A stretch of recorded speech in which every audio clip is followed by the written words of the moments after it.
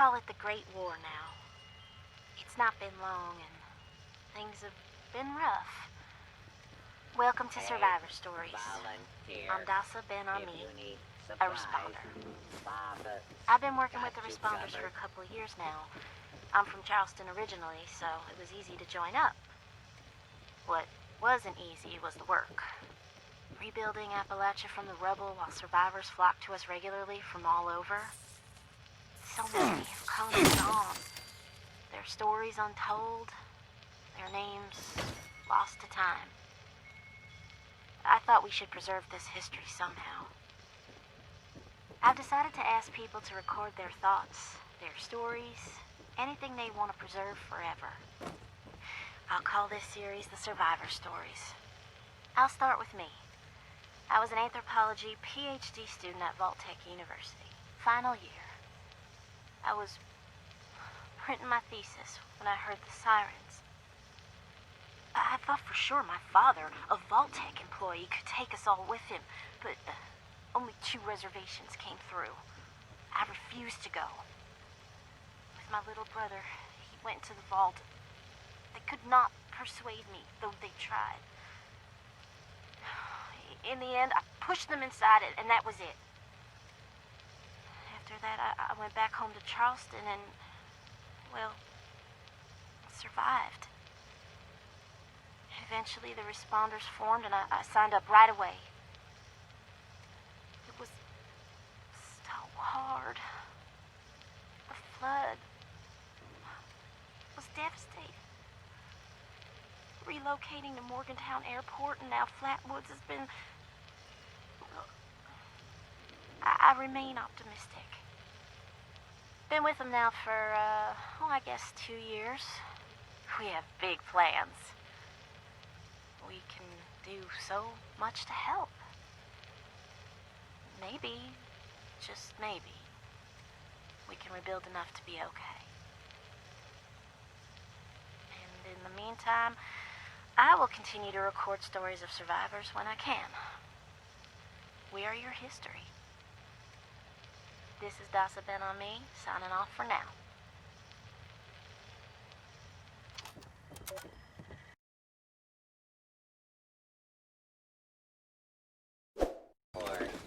Hi. Dasa asked me if I would talk about, how I got here. She asked everybody, so I said okay. My name's Colonel, and I'm 13 years old. I just wanted to say I'm sorry. I'm sorry for everything. The bombs and the messed up people and the cows with 2 heads, all of it. I was bad. Just bad. I cheated on my spelling test. I kicked Chip Wilkins in the shins until he cried. I pushed Rosie McCloy down the stairs. I cut holes in the bottom of all the gym shorts, and I put glue in the mashed potatoes in the cafeteria. I told Harold Newell to eat 10 dead flies a day in order to grow muscles, and I put Nuka-Cola in the rat cage water bottles at the pet store. And, I just wanted to say I'm sorry about everything. Because my dad said if I wasn't this way, the bad things wouldn't happen. I haven't seen Daddy since the bombs, and I guess he left because of that, too. It's okay. I'm trying to be good now, though.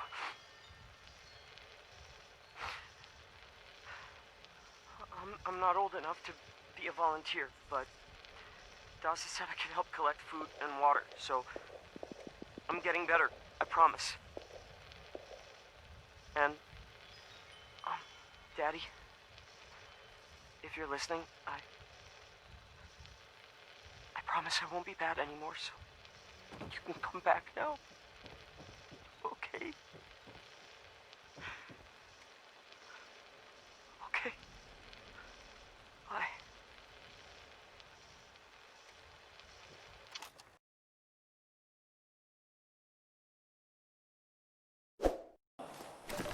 Boy, it's been like 10 years since I did one of these.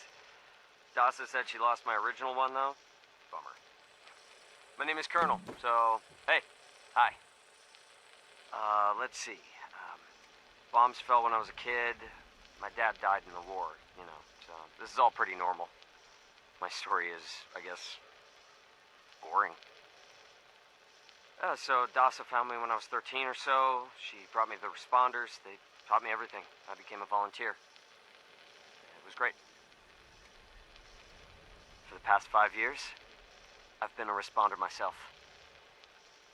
I help kids who lost their families.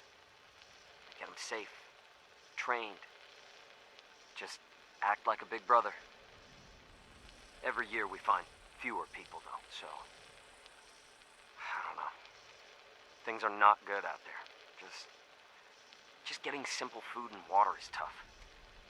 And the Brotherhood, well, we thought that would be different. We thought everything would be different, though.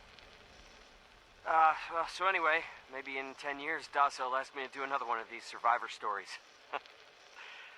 Till then, peace, Appalachia.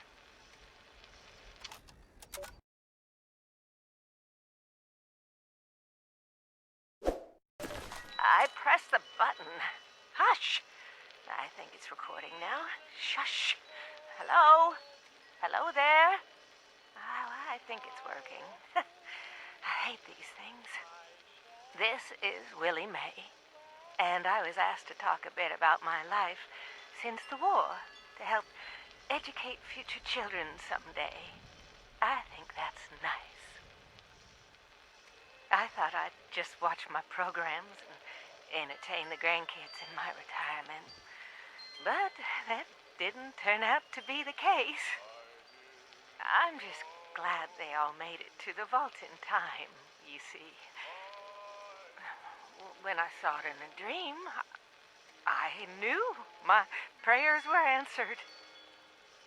My husband Frank used to work in the mines.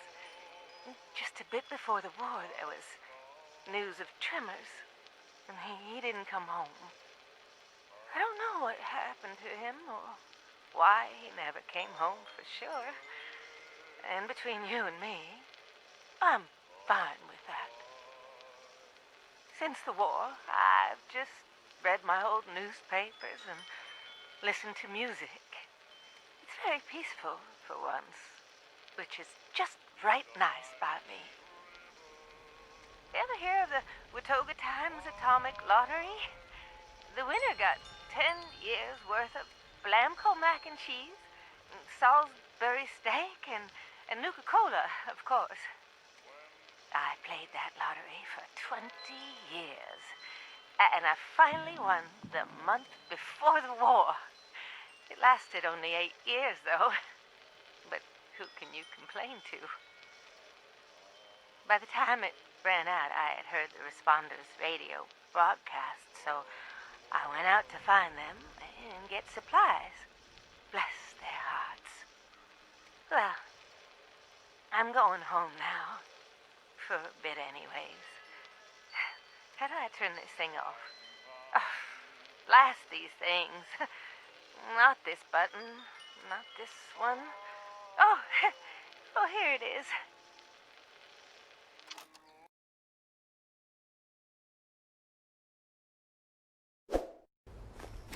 Is this thing on? Great. Hello, survivors of this garbage dump.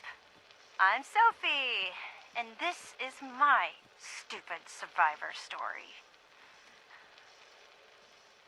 Let's dumb shit go. Oh yeah. Before the bombs, I was a librarian, and now I can read everything all the time. Whee! Look at me! I'm lucky. Wait, no. Maybe I was one of those farmers who prepared for the end times. Some sort of religious thing. Yeah, that's right. No, I got it. I was a sweet little kid and lived off some cat food containers in a super-duper mart for months near my parents' rotting carcasses. Nobody came. Nobody. I learned how to deal. You should too. The responders are a joke. Nobody helps anybody anymore. Get a grip. If you're not a total idiot, you'll get out of this dump before the responders get you killed.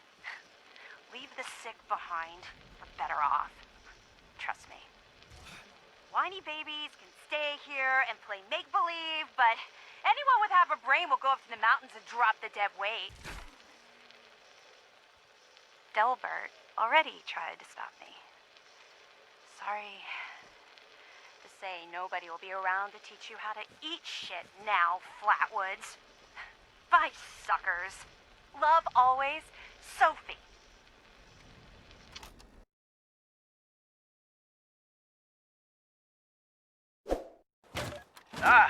Hello, person in the distant future. Dasa told us these tapes would be used as historical records someday.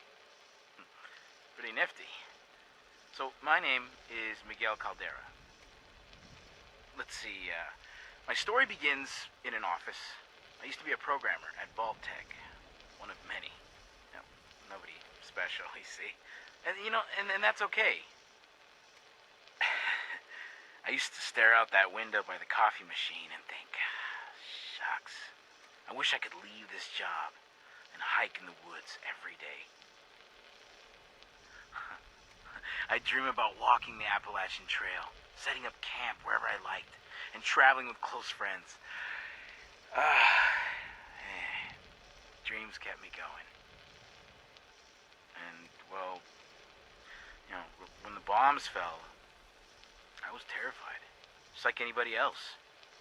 I wasn't in a vault, so I just, I had to figure it all out too. The responders found me.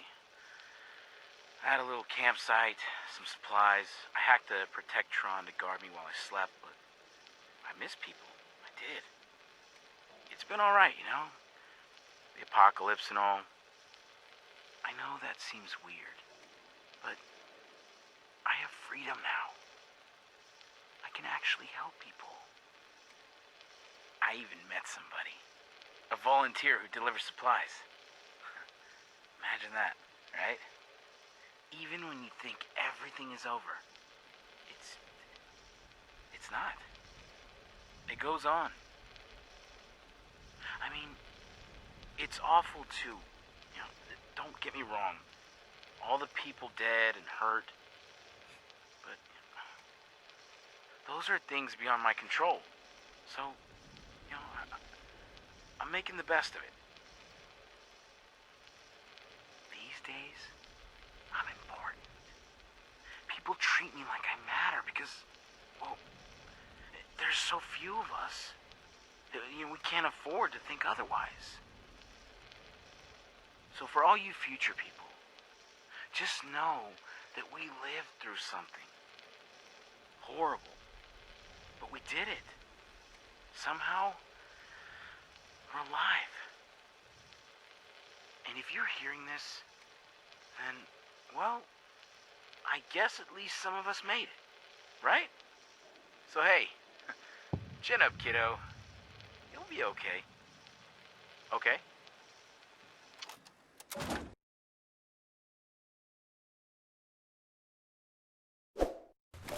Reverend Delbert Winters here, born and raised in this very town. Lent my own church to the responders for their outpost here, and you're welcome. The responders are on a true mission, you see, helping folks through thick and thin, till the heavens open up again and take us all up anyways. When this all happened, I figured like most it was time. This was the end, but it wasn't, was it? We're still here. At first, I thought it was a mistake, that we was missed, forgotten. Maybe we did some wrongs. Didn't give enough to charity, maybe. Didn't praise his name, even in the worst of times. Maybe thought some things that ought not to been thought. So I asked him. I asked how. Why? I fought your wars on Earth. I'm ready to fight them up there by your side. Then, in my despair, I saw some survivors eating raw rat carcass behind the dumpster. You ought to cook that first, I warned him. Seemed obvious. We tried but got sick, they said, covered in their own filth. I realized right then and there that I was being tasked. From then on, I built kitchens, cooked good food, fed anyone who walked up with an empty belly. And I was thankful for my task in life. Thankful. Next time hell or high water land at my stoop, I'll be swept clear away with it. But until then, let's share a home-cooked meal together, all right?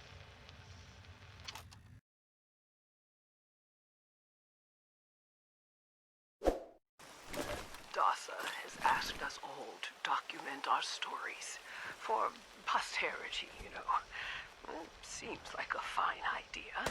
So, hi, I am Kesha McDermott. When the bombs fell, I was in Watoka, coordinating a statewide science fair for that year's high school kids. And the theme was the future of energy. After the bombs, everything was pretty chaotic. Scavenging for food and fighting off rabid survivors. Oh, it was just a bad time all around. I found a couple of surviving kids from the high school whose parents didn't make it. And we holed up in a house in town for a while. After a bit, I was able to solder the circuitry in an old radio, and we tuned in to a broadcast from the responders. Oh, we were overjoyed. The trip from Watoga to Flatwoods, it was rough, mind you. The kids and I ran into a group of assholes in the mountains who stole our food and water. I can't tell you how happy I was to find the responders in Flatwoods. Tents for everyone, open kitchens, medical supplies, protection. We were safe. They had a problem, though. Their water sources were contaminated heavily. People were boiling water, but not long enough to make it safe. So, I stepped up and I said, I'll build a testing kit to monitor the contamination, and I will teach folks how to properly boil water. And I did. The world is getting better, but slowly. We need to make sure it doesn't relapse, too. It's going to take time and care, that's all. Well, time, care, and science.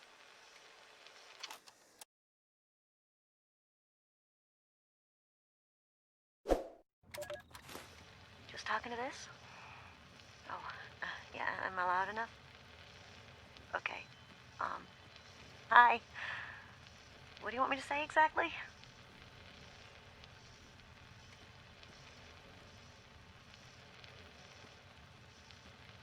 Yeah, so just talk about how you got here and maybe a little bit about your life. This is a historic document. Go ahead, Tabitha. Okay, so, well, thanks. Okay. I've been sober for 9 days. I got here 9 days ago.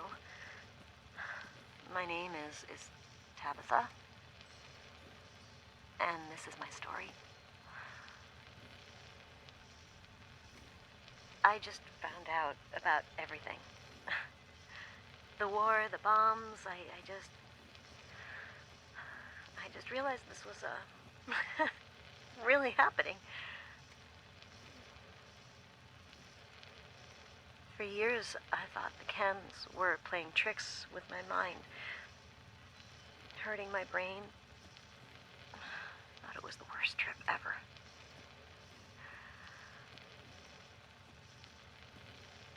every time I'd come out of my haze long enough to look for food, I'd find more chems and, well, they kept going. And I kept seeing madness. Look, I would have been wandering around fighting giant rats and eating garbage if not for the responders. They're good folks. That doc in the church, got me some meds that are helping out a lot. And they have group therapy meetings, and it's good. It's good. I think it's helping. But listen, you should avoid the mountains. They'll just get you mixed up. Get you doing things you don't want to do. Hurting people mostly. I mean, there's so many chems up there. I spent too long there, and I hurt people. I couldn't think right. I couldn't. Oh, it's okay, Tabitha. Remember what we said in the group? Take your Addictol and rest, and things will be okay soon. It's okay. We're here for you. Yeah, I'm taking it. When I feel better, I'm going out west, though. Getting out of this place. Getting out, getting away from the chems, all of this. I feel better every day, but, you know, years of chems, years of rads, years of sleeping in the muck. It adds up. Yeah. I'm gonna get back to sleep now, okay? Okay. Thanks for sharing your story, Tabitha. Get some sleep. You'll be okay. You're safe now.